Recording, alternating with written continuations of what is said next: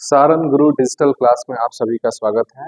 मैं Anoop Kumar Sharma physics 12th का first chapter के पिछले भाग में भाग 8 में हम लोग पढ़े थे डाइपोल की वजह से इलेक्ट्रिक फील्ड, डाइपोल के एक्सिस पे इलेक्ट्रिक फील्ड और परपेंडिकुलर बाइसेक्टर पे इलेक्ट्रिक फील्ड।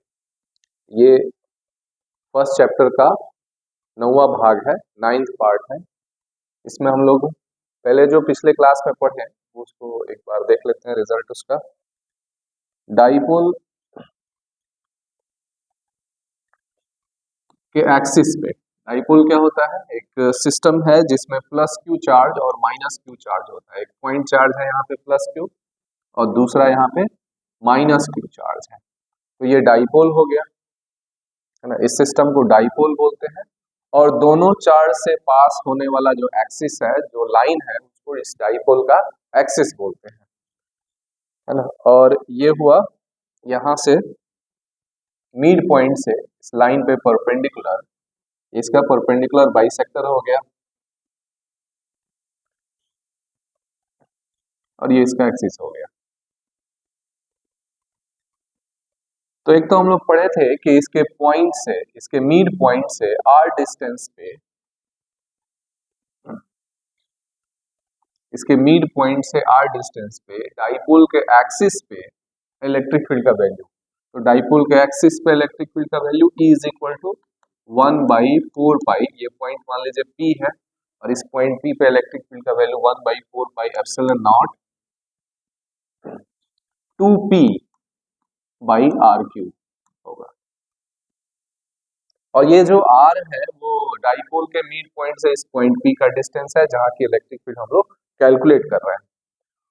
और इन दोनों चार्ज के बीच का जो सेपरेशन है वो काफी कम है इस R की तुलना में। अगर इस दोनों चार्ज के बीच का सेपरेशन हम लोग D मान लें तो R is much greater than D, ऐसा लिया गया था। अगर ऐसा हो तो इसके डाइपोल के एक्सिस पे इलेक्ट्रिक फील्ड का वैल्यू इतना होगा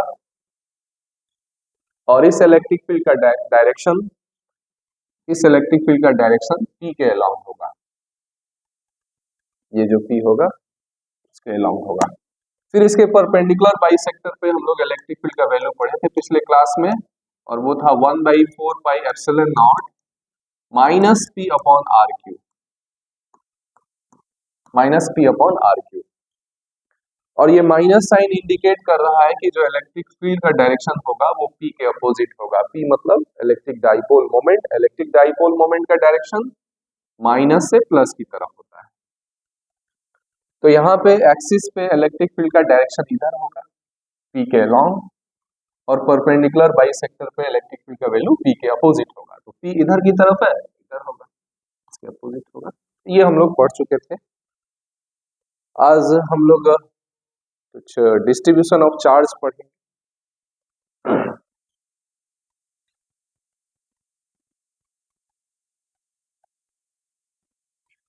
अच्छा, एक और टॉपिक है, छोटा सा टॉपिक है, वो छूट रहा था, उसको देख लेते हैं। Principle of superposition, principle of superposition. Experimental verification confirms that the force exerted on a charge due to multiple other charges is the vector sum of individual forces exerted by each charge. Consider one at a time. The presence of other charges do not alter these individual forces.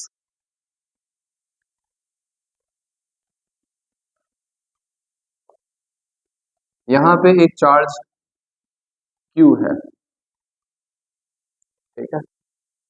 फिर यहाँ पे एक charge और एक रखा गया Q1, तो Q1 क्या करेगा, इस पे फोर्स लगाएगा। एक चार्ज दूसरे चार्ज पे फोर्स लगाता है तो Q1 इस पे फोर्स लगाएगा। इस दोनों के बीच का डिस्टेंस सपोज कर ले R1 है, तो Q1 जो है वो एक फोर्स लगाएगा इधर की तरफ, तो उसको F1 लिख दे रहे हैं। एक दूसरा चार्ज Q1 जो है वो Q पे F1 फोर्स लगा रहा है। एक दूसरा चार्ज यहाँ रखा गया एक दूसरा चार्ज यहाँ रखा गया, तो ये चार्ज भी इस पे फोर्स लगाएगा, लेकिन इस दूसरे चार्ज के आ जाने की वजह से Q1 जो फोर्स उस पे लगा रहा है उस पे कोई अंतर नहीं पड़ेगा। Q1 अभी भी F1 ही फोर्स लगाएगा, है ना। Q1 पहले Q1 जो है वो Q पे F1 फोर्स लगा रहा था, दूसरा चार्ज हम लोग यहाँ पे रखें तो दूसरा चार्ज भी इस पे फोर्स लगाएगा, लेकिन Q1 जो पहले फोर्स लगा रहा था उसमें कोई चेंज नहीं आएगा। Q1 अभी भी F1 फोर्स लगाएगा, और ये वाला चार्ज जो है Q2 इस पे फोर्स लगाएगा, और वो फोर्स इधर की तरफ होगा, उसको F2 लिख दे रहे हैं। एक और चार्ज सपोज करें यहाँ Q3 आ गया, तो Q3 भी अब फोर्स लगाएगा, लेकिन Q3 के आ जाने की वजह से Q1 और Q2 जो इस पे फोर्स लगा रहा था उसमें कोई अंतर नहीं आएगा। Q1 जो है अभी भी F1 लगाएगा, Q2 अभी भी F2 लगाएगा, लेकिन ओवरऑल जो नेट फोर्स इस पे होगा वो चेंज करेगा।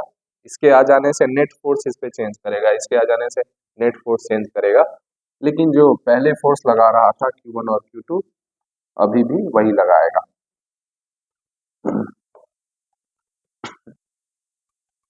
इसकी वजह से फोर्स लगेगा इधर की तरफ F3। ये R1 डिस्टेंस होगा, ये R2 मान लेते हैं, ये R3 लगेगा, ठीक है। तो उसी बात को लिखा गया, और Q1 पे जो टोटल फोर्स लगेगा, नेट फोर्स लगेगा, वो सारे फोर्सेस का वेक्टर सम होगा, यानी ये होगा F1 plus F2 plus F3। और अगर फोर्स होगा और अगर चार्जेज होगा तो उनकी वजह से जो फोर्स होगा उसका वेक्टर सम करेंगे। तो ये सिंपल सा जो लॉ है उसको, प्रिंसिपल है उसको प्रिंसिपल ऑफ सुपरपोजिशन बोलते हैं। Experimental verification confirms that the force exerted on a charge due to multiple other charges is the vector sum। Vector sum होगा vector sum of individual forces exerted by each charge, consider one at a time। The presence of other charges do not alter these individual forces।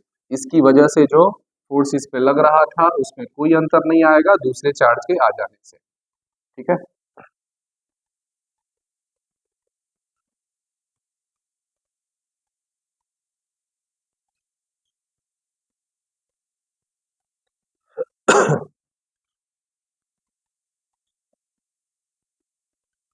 एक topic हम लोग देखेंगे electric field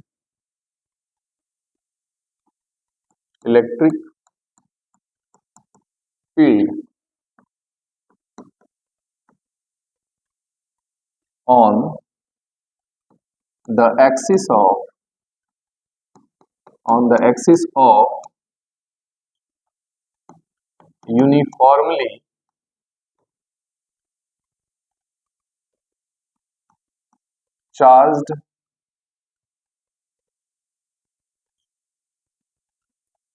uniformly charged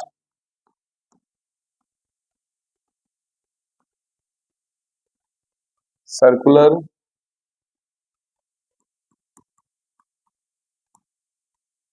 ring, a conductor।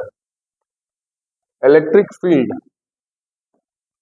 on the axis of uniformly charged circular conductor।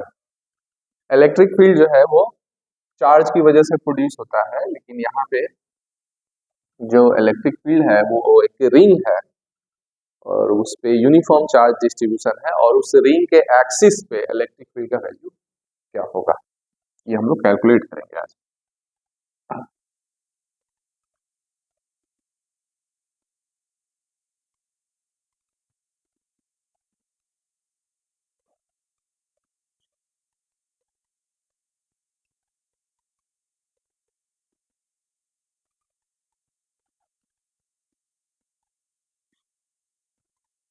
ये ring हो गया,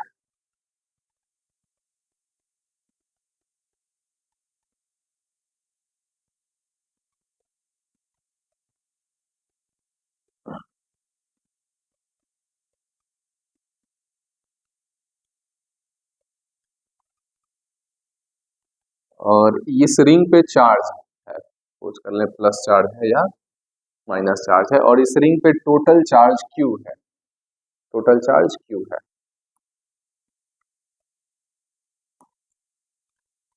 और इसके axis पे ये इसका मिड पॉइंट हो गया, मतलब सेंटर हो गया। और हम लोग इस रिंग को इस ढंग से लिए हैं कि ये रिंग जो है इस बोर्ड के प्लेन के परपेंडिकुलर है। इसका ये जो आधा हिस्सा है वो बोर्ड के बाहर ऐसे परपेंडिकुलर है, और बाकी का जो ये हाफ पार्ट है वो बोर्ड के इनसाइड है ना। इस तरह का हम लोग रिंग कंसीडर। तो ये जो रिंग का जो प्लेन है इस बोर्ड के प्लेन के परपेंडिकुलर है, और ये इसका मिड पॉइंट O है। तो इस पे यूनिफॉर्म डिस्ट्रीब्यूशन है चार्ज का, और टोटल चार्ज इस पे Q है, और इसके सेंटर से R डिस्टेंस पे एक्सिस किसको बोलेंगे, एक ऐसा लाइन जो रिंग के सेंटर से पास करे और सेंटर के प्लेन पे परपेंडिकुलर हो, सॉरी सर्कुलर रिंग के प्लेन पे परपेंडिकुलर हो, उस लाइन को एक्सिस बोलते हैं। इस रिंग पे परपेंडिकुलर, इस रिंग के प्लेन पे परपेंडिकुलर एक लाइन जो इसके सेंटर से पास करे वो इसको एक्सिस बोलते हैं। तो ये जो एक्सिस है इसके उस पे एक पॉइंट P है यहाँ पे, और इसी पॉइंट P पे इलेक्ट्रिक फील्ड का वैल्यू कैलकुलेट करना है, और इसके सेंटर से ये पॉइंट P जो है वो R डिस्टेंस पे, ठीक है। ये हम लोग का टास्क है। अगर इसकी वजह से यहाँ पे इलेक्ट्रिक फील्ड अगर कैलकुलेट कर पाए तो हम लोग ये भी बता सकते हैं कि यहाँ कोई चार्ज रखेंगे तो वो चार्ज इस रिंग की वजह से कितना फोर्स एक्सपीरियंस करेगा, ये रिंग उस चार्ज पे कितना फोर्स लगाएगा, ठीक है।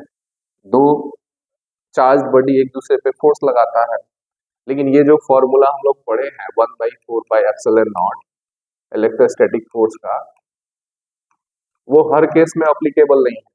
यहाँ हम लोग उसके लिए नहीं अप्लाई कर सकते हैं डायरेक्ट कि यहाँ पे Q चार्ज है और दूसरा चार्ज यहाँ पे स्मॉल q रख दे, और इन दोनों चार्ज के इस रिंग पे टोटल चार्ज Q है, और यहाँ पे एक चार्ज जो है वो स्मॉल q है। तो इन दोनों चार्ज के बीच में जो फोर्स लगेगा उसको हम लोग इस फॉर्मूला से नहीं कैलकुलेट कर सकते हैं डायरेक्ट। ये पॉइंट चार्ज जो दोनों हो तो इसको अप्लाई कर सकते हैं, स्फेरिकल बॉडी हो तो अप्लाई कर सकते हैं, हर केस में नहीं अप्लाई कर पाएंगे। लेकिन अगर इस रिंग की वजह से यहाँ पे इलेक्ट्रिक फील्ड कैलकुलेट कर पाए जो कि E हो, तो हम लोग ये भी बता सकते हैं कि ये रिंग जो है इस चार्ज पे कितना फोर्स लगाएगा, वो लगाएगा F is equal to QE, ठीक है। तो इस रिंग की वजह से हम लोग इलेक्ट्रिक फील्ड कैलकुलेट करेंगे।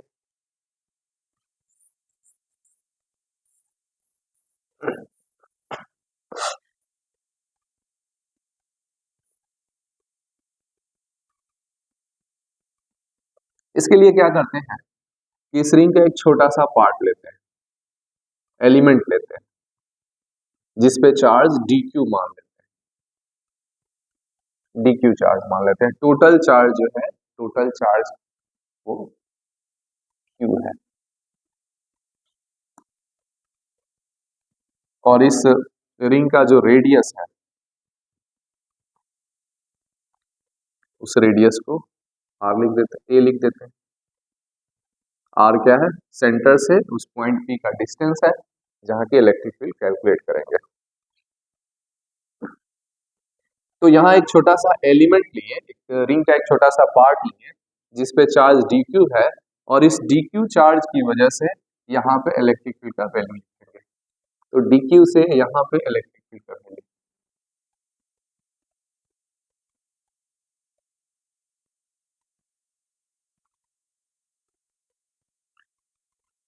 इस चार्ज की वजह से यहाँ पे जो इलेक्ट्रिक फील्ड होगा वो इधर की तरफ होगा, और उस इलेक्ट्रिक फील्ड को dE लिखेंगे, काफी स्मॉल होगा electric field.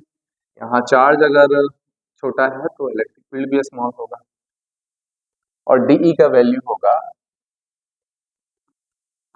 dE is equal to 1/4πε0 इस चार्ज, ये अब पॉइंट चार्ज के जैसा हो गया, तो इस पॉइंट चार्ज की वजह से यहाँ पे इलेक्ट्रिक फील्ड होगा 1/4πε0 dq अपॉन ये जो डिस्टेंस है, इसको यहाँ से लेकर के यहाँ तक का जो डिस्टेंस है उसका स्क्वायर होगा। तो ये डिस्टेंस हो जाएगा रूट अंडर, ये राइट एंगल ट्रायंगल बन रहा है यहाँ पे, ये डिस्टेंस होगा root under r square plus a square. ठीक है, ये ए है, ये आर है, इसका स्क्वायर करेंगे तो r square plus a square होगा। तो इस सिर्फ इस पार्ट की वजह से, इस छोटे से पार्ट की वजह से यहाँ पे इलेक्ट्रिक फील्ड का वैल्यू इतना हुआ।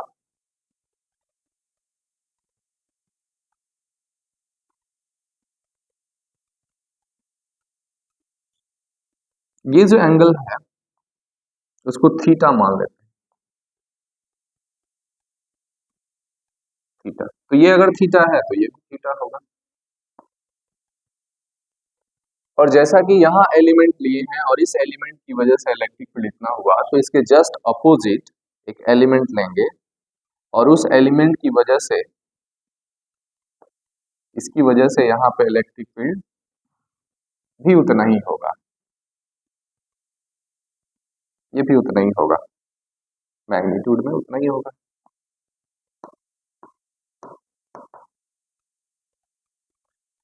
वैसे ही यहाँ पे इस एक एलिमेंट लेंगे। एक बात समझिएगा, इस रिंग के हर एक पार्ट से, इस रिंग का जो सरकमफ्रेंस है वहां से इस पी का डिस्टेंस हर एक पार्ट से इक्वल होगा, क्योंकि ये रिंग जो है वो इस तरह से है, बोर्ड के प्लेन के परपेंडिकुलर है। यहाँ से लेकर के यहाँ तक का डिस्टेंस और यहाँ से लेकर के यहाँ तक का डिस्टेंस सेम होगा। वो रिंग जैसे बोर्ड पे नहीं है, वो इसका हाफ पार्ट इधर निकला है, बाकी का हाफ पार्ट उस तरफ से है, यानी रिंग का जो प्लेन है वो इस बोर्ड के प्लेन के परपेंडिकुलर है। इस वजह से इस रिंग का हर एक पार्ट से इस पॉइंट पी का डिस्टेंस सेम होगा। तो यहाँ एक एलिमेंट हम लोग लिए, इस एलिमेंट की वजह से इलेक्ट्रिक फील्ड ये हुआ, उसके जस्ट अपोजिट एक एलिमेंट लें तो उसके वजह से इलेक्ट्रिक फील्ड ये होगा।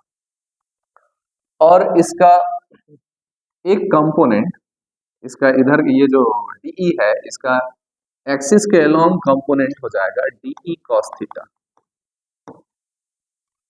इसका, और एक्सिस के परपेंडिकुलर हो जाएगा डीई साइन थीटा। वैसे ही ये जो इलेक्ट्रिक फील्ड है, इसका इधर की तरफ कंपोनेंट डीई साइन थीटा होगा,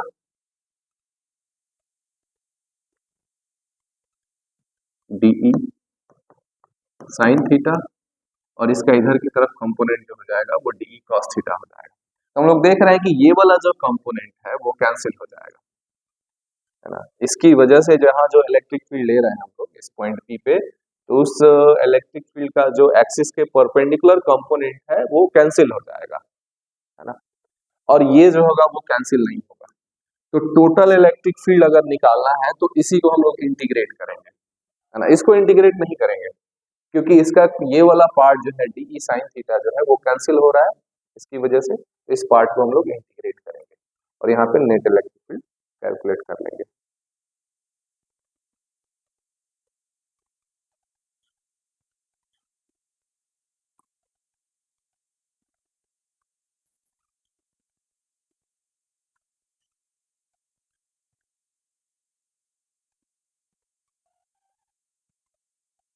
electric field E is equal to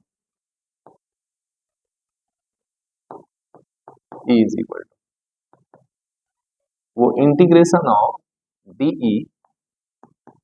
DE cos theta होगा, है ना। Integration of d E cos theta होगा। E is equal to d E का वैल्यू है 1/4 pi epsilon naught d q divided by r square plus a square. और cos theta का value यहाँ से रख लेंगे, ये अगर थीटा है तो ये भी थीटा होगा, और cos theta is equal to हो जाएगा base r divided by hypotenuse हो जाएगा r square plus a square. ठीक है, अब इसमें से कांस्टेंट बाहर कर लेंगे, 1/4 पाई एप्सिलॉन नॉट कांस्टेंट, ये आर भी है ना।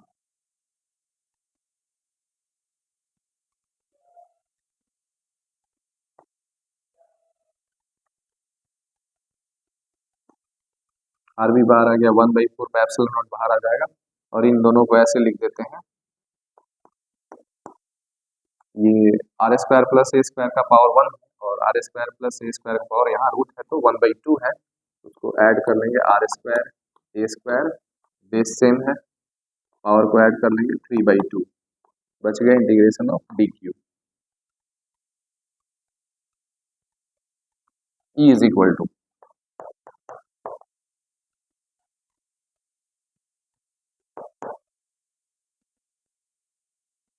1/4 पाई एप्सिलॉन नॉट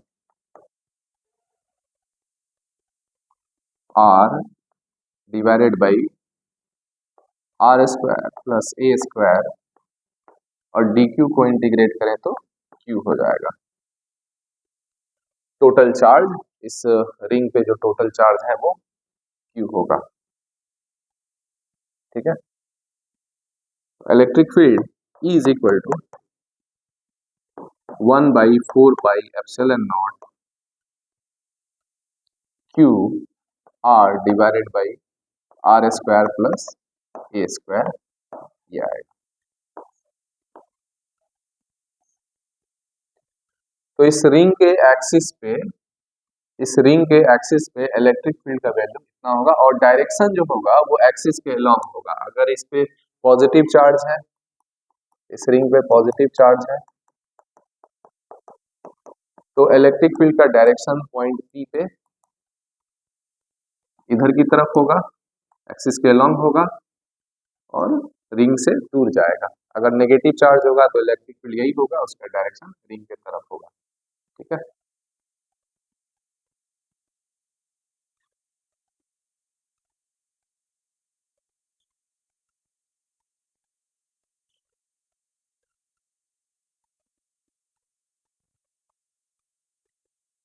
यहाँ पे एक चीज देखेंगे, यहाँ पे r square plus a square का पावर 3/2 है, तो यहाँ पे 3/2 छूट रहा था, तो पावर यहाँ पे 3/2 रहेगा, 3/2, और यहाँ भी पावर कितना होगा 3/2। ठीक है, ये यहाँ से छूट गया था, यहाँ पावर 3/2 है तो यहाँ भी 3/2 होगा, और डी क्यू को इंटीग्रेट करेंगे तो क्यू होगा, है ना। तो इस तरह से हम लोग, अगर एक रिंग यहाँ पे हो और रिंग पे कोई चार्ज क्यू है, इसको फिर से लिखते हैं,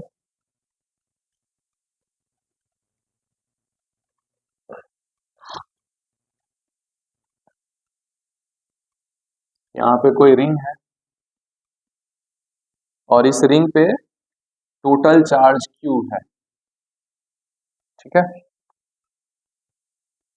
और इसके सेंटर से आर डिस्टेंस पे, सेंटर से आर डिस्टेंस पे अगर इलेक्ट्रिक फील्ड का वैल्यू लिखा जाए यहाँ पे, तो वो इलेक्ट्रिक फील्ड होगा E is equal to 1/4 pi epsilon not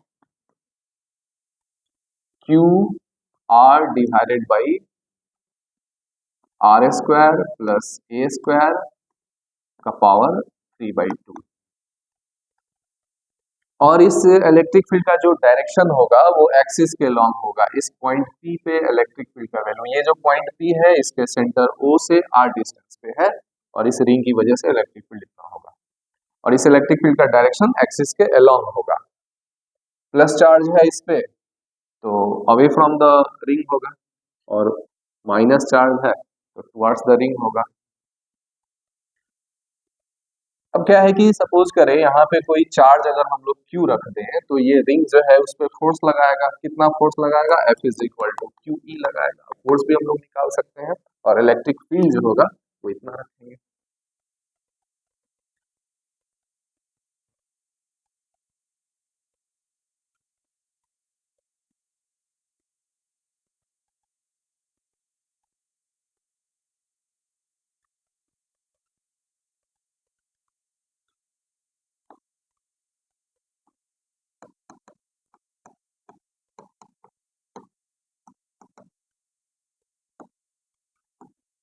distribution of charge अगला टॉपिक।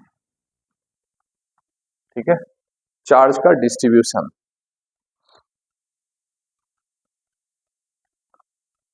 चार्ज के डिस्ट्रीब्यूशन में पहला एक डिस्ट्रीब्यूशन है linear charge density. Linear charge density,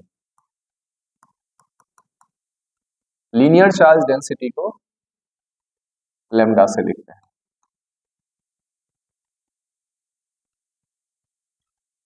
if charge is distributed along the length, if charge is distributed uniformly,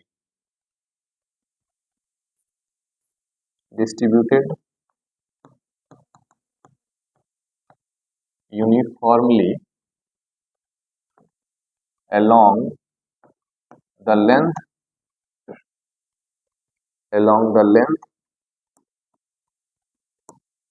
of a body,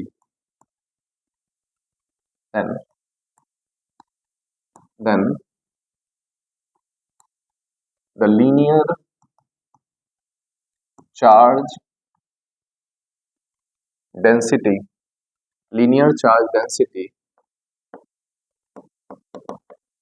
is defined as lambda is equal to Q by L. Lambda is equal to Q by L. Suppose करें कोई rod है और इस rod पे charge है, और charge का distribution uniform है, प्लस चार्ज है या माइनस चार्ज है, और टोटल चार्ज जो है वो Q है। टोटल चार्ज इस पे Q है और इसका लेंथ L है, तो लीनियर चार्ज डेंसिटी होगा Q divided by L, charge per unit length, charge per unit length, इसी को हम लोग लीनियर चार्ज डेंसिटी बोलते हैं। इसका SI यूनिट हो जाएगा SI unit of lambda is, SI unit of lambda is coulomb per metre, charge by length. तो चार्ज अगर किसी लेंथ पे है, किसी बॉडी किसी रॉड पे है और रॉड के लेंथ के लॉन्ग चार्ज का डिस्ट्रीब्यूशन यूनिफॉर्म है, तो लीनियर चार्ज डेंसिटी को बोलेंगे, चार्ज पर लेंथ को हम लोग लीनियर चार्ज डेंसिटी बोलेंगे, जिसको लैम्डा से रिप्रेजेंट करेंगे। ठीक है, फिर उसी तरह से surface charge density,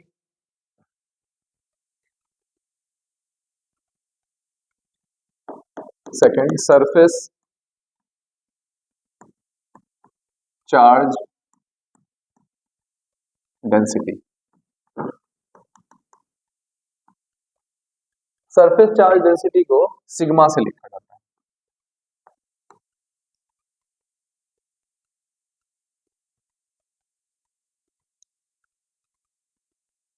If charge is distributed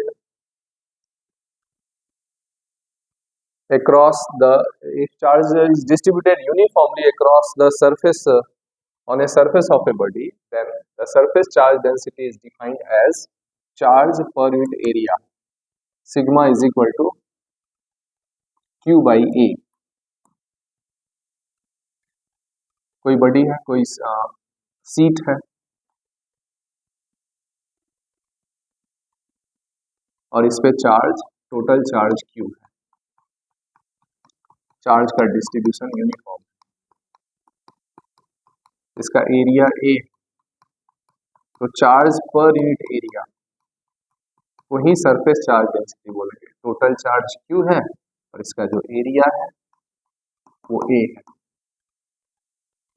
तो Q डिवाइडेड बाई A जो होगा उसको बोलेंगे surface charge density, charge per area. SI unit हो जाएगा SI unit of sigma is coulomb per metre square. Area है ये coulomb per metre square.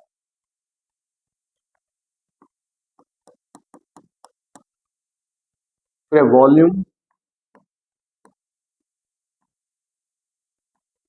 Volume charge density, इसको रो से लिखा जाता है। If charge is distributed uniformly throughout the volume of a body। कोई बॉडी है, सपोज कर लें कोई स्फीयर है, सॉलिड स्फीयर है, और इसके सरफेस पे चार्ज है और इनसाइड भी चार्ज है, और चार्ज का डिस्ट्रीब्यूशन यूनिफॉर्म है।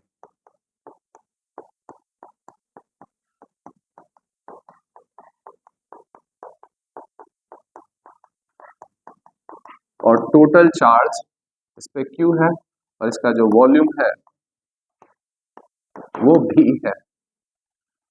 तो सिग्मा इज इक्वल टू होगा, sorry rho is equal to होगा Q divided by V।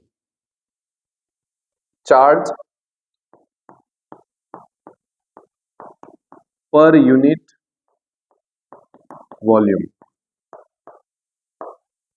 Charge per volume, और इसका SI यूनिट हो जाएगा SI unit of rho is coulomb per metre cube. ठीक है, चार्ज पर वॉल्यूम को यूनिट वॉल्यूम में कितना चार्ज होगा उसी को हम लोग वॉल्यूम चार्ज डेंसिटी कहेंगे। तो आज के इस पार्ट में हम लोग इतने ही रहने देंगे। अगले पार्ट में टॉर्क, जो डाइपोल है उस पर टॉर्क कितना लगता है, जब किसी डाइपोल को इलेक्ट्रिक फील्ड में रखते हैं तो उस पर टॉर्क कितना वो एक्सपीरियंस करेगा, वो पढ़ेंगे। फिर उसके बाद इलेक्ट्रिक फ्लक्स डिस्कस करेंगे। ठीक है, आज के लिए इतना ही, धन्यवाद।